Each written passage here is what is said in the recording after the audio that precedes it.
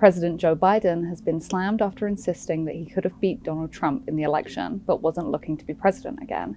When asked if he could have won the 2024 election against his predecessor and soon-to-be successor, Biden told USA Today, "It's presumptuous to say that, but I think yes.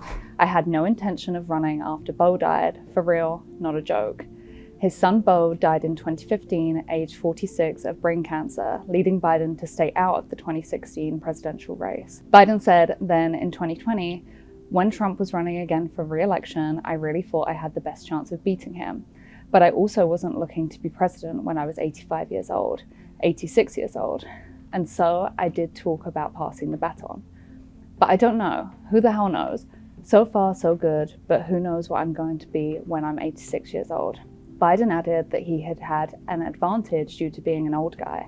He told the outlet, "I think the only advantage of being an old guy is that I've known every major world leader for a long time.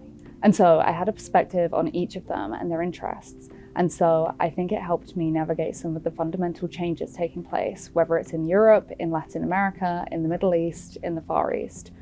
Biden has since come under fire for the comments after he left just 107 days between stepping down from his bid for re-election and Election Day.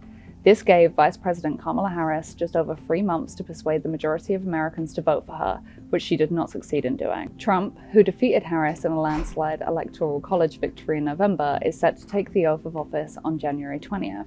Speaking exclusively to the US Sun, former director of global engagement during the Obama administration, Brett Bruin, explained how these comments will damage Biden's final days in office. The role Joe Biden needs to be playing right now is helping to unify his party, helping to put in place a path going forward.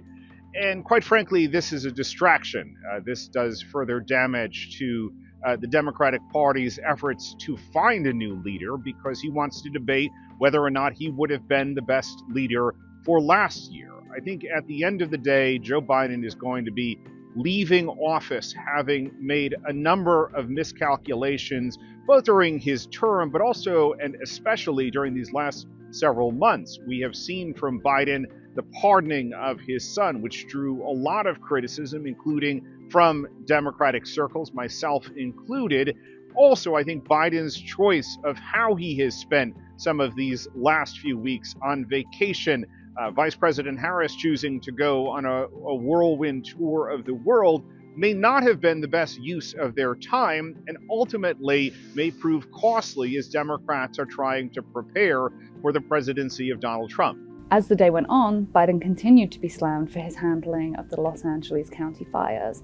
During a press conference about the wildfires, Joe decided to share the news that he had become a great-grandfather. There's only one piece of good news. My son lives out here and his wife. They got a notification yesterday their home was probably burning to the ground. Today, it appears that it may be still standing, we're not sure. But the good news is, I'm a great-grandfather as of today. I was granddaughter, 10-pound, 4-ounce baby girl, a baby boy. So I remember this day for a lot of wrong reasons. Anyway. Americans quickly rushed to social media to slam the president, telling him to read the room and insisting that he makes all tragedies about himself.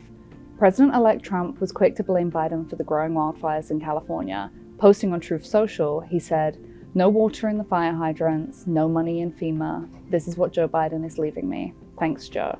But Biden didn't take all of the blame. Governor of California, Gavin Newsom, was slammed by Trump in another strongly worded social media rant. The governor's press office quickly hit back with a statement insisting Newsom is focused on protecting people, not playing politics, and making sure firefighters have all the resources they need.